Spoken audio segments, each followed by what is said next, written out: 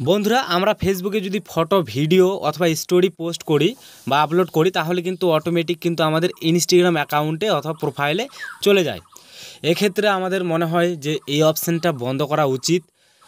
তো আপনারা যদি এইটা ভেবে থাকেন তাহলে আজকের এই ভিডিওটা আপনার জন্য খুবই গুরুত্বপূর্ণ। কারণ বন্ধুরা আজকের এই ভিডিওতে আমি আপনাদেরকে খুব সহজে দেখিয়ে দেব যে আমরা যে ফেসবুকে ভিডিও ফটো অথবা স্টোরি আপলোড করি সেইটা যাতে ইনস্টাগ্রামে অটোমেটিক না যায়।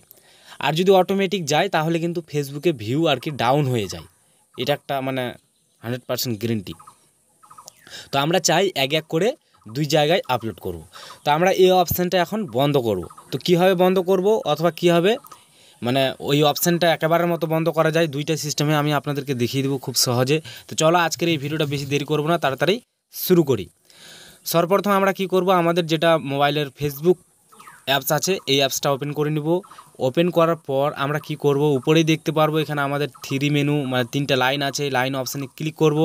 এখানে ক্লিক করার পর আমরা স্ক্রল করে নিচে দেখতে পারবো সেটিংস অ্যান্ড প্রাইভেসি।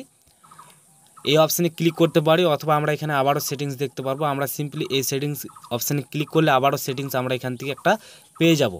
তো আমরা ডাইরেক্টলি এই সেটিংস অপশান থেকে ডাইরেক্টলি চলে যাব। যাওয়ার পর আমরা এখানে কয়েকটা অপশান দেখতে পারবো। এখান থেকে আমাদের চুজ করতে হবে পাসওয়ার্ড অ্যান্ড সিকিউরিটি, অথবা আমরা এখানে সি মোর অ্যাকাউন্ট সেন্টার এই অপশানে যেতে পারি। সিম্পলি পাসওয়ার্ড অ্যান্ড সিকিউরিটি এই অপশানে ক্লিক করছি। ক্লিক করার পর আমরা এখানে একটা অপশান দেখতে পাবো, সেটা হচ্ছে কি শেয়ারিং ক্রস প্রোফাইল। এই অপশানে ক্লিক করলে এটা আমাদের প্রথম স্টেপ। আমি সিম্পলি আপনাদেরকে দেখিয়ে দিচ্ছি। এখানে যদি ক্লিক করি তাহলে কিন্তু আমরা এখানে দেখতে পারবো যে আমাদের ফেসবুক থেকে কোন ইনস্টাগ্রাম আর কি অ্যাড হয়ে আছে। এই যে দেখতে পাচ্ছেন এই ইনস্টাগ্রামটা আছে। তো এই অপশানে যদি যাই তাহলে কিন্তু আমি এখান থেকে ব্যাক করছি, এই যে ফেসবুকে যদি যাই তাহলে আমরা এখান থেকে দেখতে পারবো যে এখানে কিন্তু আমাদের এই অপশানগুলো কিন্তু অন আছে। আমরা ফেসবুকে স্টোরি যদি আপলোড করি তাহলে কিন্তু সেগুলো কিন্তু অটোমেটিক ইনস্টাগ্রামে চলে যাবে, অথবা ফেসবুকে যদি আমরা পোস্ট কিছু ছবি ছাড়ি বা ভিডিও ছাড়ি তাহলে কিন্তু সেই ভিডিওটা ইনস্টাগ্রামে চলে যাবে। আবারও দেখতে পাচ্ছি ইওর ফেসবুক রিলস। আমরা যদি ফেসবুকে রিলস আপলোড করি সেটা কিন্তু অটোমেটিক আর কি ইনস্টাগ্রামে চলে যাবে। চলে গেলে কি হয়, সেখানে কিন্তু ভিউটা ডাউন হয়ে যায়। ইনস্টাগ্রামে তো থাকে কিন্তু আমাদের ফেসবুকে কিন্তু ভিউটা ডাউন হয়ে যায়। তো আমরা কি করব, এক এক করে আপলোড করব।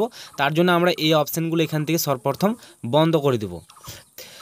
আর এইটা হলো আমাদের মেন স্টেপ, প্রথম স্টেপ এক কথায় বলতে গেলে। এখন যদি আমরা চাই যে এই অপশানটা একেবারের মতো আমরা হটিয়ে ফেলবো, সরিয়ে ফেলবো, তাহলে আমরা কি করব, এখান থেকে ব্যাক করব, পুরো ব্যাক করব।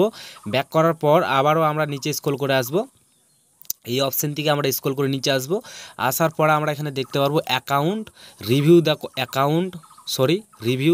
Account you have in this account center. এই অপশানে যদি ক্লিক করি তাহলে আমরা কিন্তু আমাদের সামনে পুরো ইন্টারফেসটা এরকম পারবো দেখতে আর কি।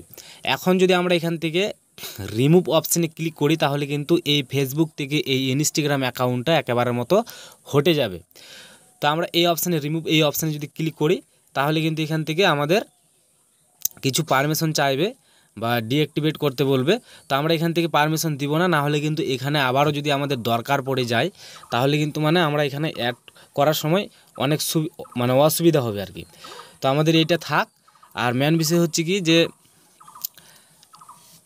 সেইখান থেকে এই যে অ্যাক্রস এই অপশান থেকে এই অপশান থেকে আমরা কিন্তু খুব সহজে এখান থেকে কিন্তু আর কি আমাদের ম্যানেজ করতে পারছি আমাদের ফেসবুক থেকেই। আমরা চাইলে স্টোরিটা অন করে রাখতে পারি, কারণ স্টোরিটা একটা কেমন ফেসবুকে আপলোড করলে অটোমেটিক কিন্তু ইনস্টাগ্রামেও চলে যায়।